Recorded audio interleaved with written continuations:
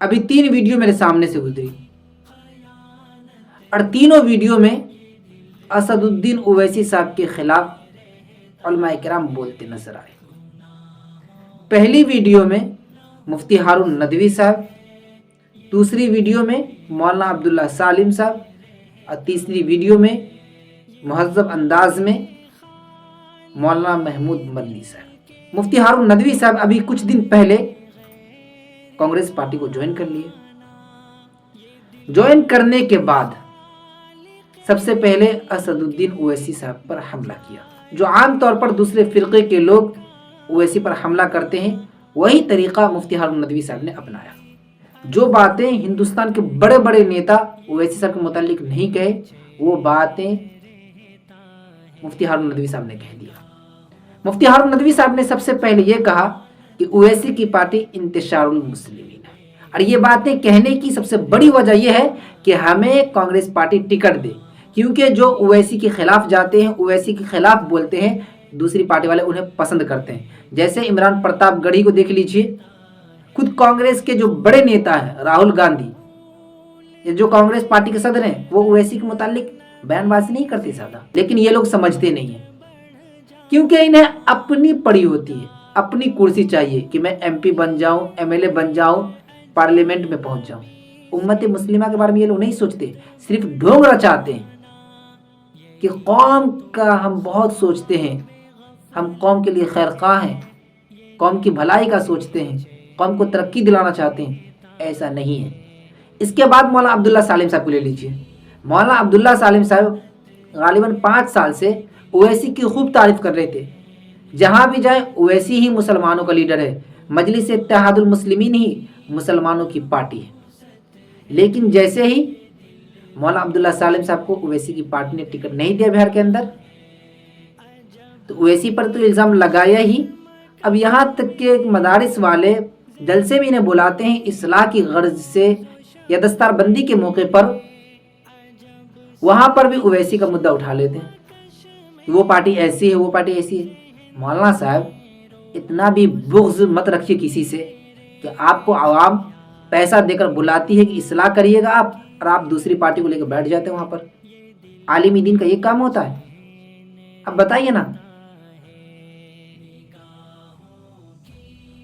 آپ جیسے عالم دین کی وجہ سے دوسرے عالم دین بدنام ہیں، دوسرے لوگ سوچتے ہیں یہ چاپلوس ہیں، دیگر عالم دین بھی چاپلوس ہوں گے، کیونکہ آپ لوگوں کی حرکت ایسی ہے نا کہ شروع میں کچھ، بعد میں کچھ۔ جب آپ کو لگتا ہے کہ ہمیں ٹکٹ مل سکتی ہے تو تعریف پہ تعریف، جیسے ہی ٹکٹ ختم تو برائی شروع۔ یہ منافق والا طرز مت اپنائیے۔ آپ کے دل میں شروع میں ہی جو چیزیں آ جائے، جس پارٹی کے متعلق یا جس انسان کے متعلق، آپ بول دیجئے۔ اپنے فائدے کے لیے آپ دل میں چھپائے رہتے ہیں کچھ بھی اور سامنے کچھ بولتے ہیں۔ اس کا مطلب آپ جو 5 سال سے تعریف کر رہے تھے جھوٹ بول رہے تھے۔ دونوں میں سے کوئی ایک ہی بات ہے نا، کہ پہلے جھوٹ بول رہے تھے یا آج جھوٹ بول رہے ہیں۔ اور آپ لوگ کہتے ہیں ہم قوم کا سوچتے ہیں۔ کیا کیا آپ نے قوم کے لیے؟ 30-35 سال آپ لوگوں کی عمر ہے، 40 سال کسی کی عمر ہے، کیا کیا آپ لوگوں نے؟ کبھی کسی کو ایم ایل اے بنایا آپ نے؟ کسی کو مکھیا تک نہیں بنایا آپ لوگوں نے، خود آپ مکھیا نہیں بنے تھے، کیا بنائیں گے دوسروں کو؟ اور جو نیتا امت مسلمہ کو جھنجھوڑتا ہے، ہندوستانی مسلمانوں کو جگانے کی کوشش کرتا ہے، انہیں حقوق یاد دلاتا ہے، مسلمانوں کو سیاست میں آنے کے لیے کہتا ہے، تو آپ ان پر الزام لگاتے ہیں۔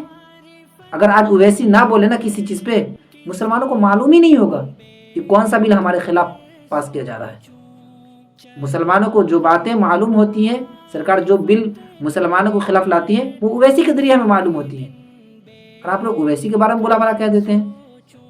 اور اسی طرح ایک انٹرویو میں مولانا محمود مدنی صاحب سے یہ پوچھا گیا کہ آپ اویسی کو مسلمانوں کا لیڈر مانتے ہیں کہ نہیں ہندوستان میں، تو مولانا محمود مدنی صاحب نے کیا کہا کہ وہ حیدرآباد تک تو مسلمانوں کے لیڈر، پورے ہندوستان کے مسلمانوں کے لیڈر نہیں ہے۔ مولانا محمود مدنی صاحب بڑے ہیں ہمارے، لیکن کانگریس پارٹی سے ہاتھ ملا چکے ہیں، یعنی جدھر فائدہ ہو ادھر ہاتھ ملا لیتے ہیں۔ اب ان لوگوں کو ڈر بھی ہے نا، جتنے ہمارے اکابرین ہیں، تنظیم چلانے والے ہیں، انہیں ڈر ہے کہ اگر ہم اویسی کو سپورٹ کرنے لگے تو پھر ہمارا کیا ہوگا۔ اور اب نوجوان سمجھ بھی گئے ہیں، نوجوان اب چلنا نہیں چاہتے علماء کے پیچھے، नौजवानों को मालूम हो गया कि सिर्फ तंजीम के नाम पर ढकोसला करते हैं, जिन्हें सपोर्ट करना चाहिए उन्हें सपोर्ट नहीं करते। मौलाना महमूद मदनी साहब खुलकर सपोर्ट किए ना कांग्रेस को, क्या किया आपने? एक मर्तबा आप ओवैसी को सपोर्ट करके देखिए ना, क्यों नहीं सपोर्ट करते आप? ये जितने आलिम दीन है ना सब मफाद परस्त हैं। इतनी तंजीम खोलने की क्या जरूरत है हिंदुस्तान में, मुझे बताओ ना। हम दूसरों को कहते हैं कि सियासत में बंटवारा मत करो, यार हमारा उलमा ने तो तंजीम में भी बंटवारा कर दिए। जमीयत एक थी, अब जमीयत दो बन चुकी है। सिर्फ एक चीज बाकी है, वह मुस्लिम पर्सनल लॉ बोर्ड। मुसलमानों की सबसे बेहतरीन तंजीम हिंदुस्तान के अंदर मुस्लिम पर्सनल लॉ बोर्ड है। इसके अलावा मैं दीगर तंजीम को मानता ही नहीं हूँ। सब तंजीमों के रहबर को देखिए, उम्दा उम्दा कपड़े पहने हुए होते हैं, गाड़ी से निकलते हैं।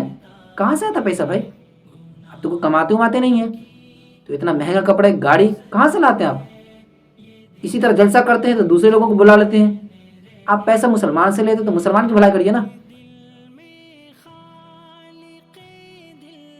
मुसलमान आपको पैसा क्यों देते हैं? कि जो मुसलमान गरीब है उनकी भलाई करे।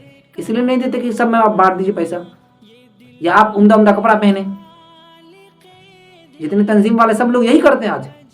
और सबके बेटे को देखिए, गाड़ी उनके पास, उनका बैंक बैलेंस देखिए बहुत ज्यादा रहता है।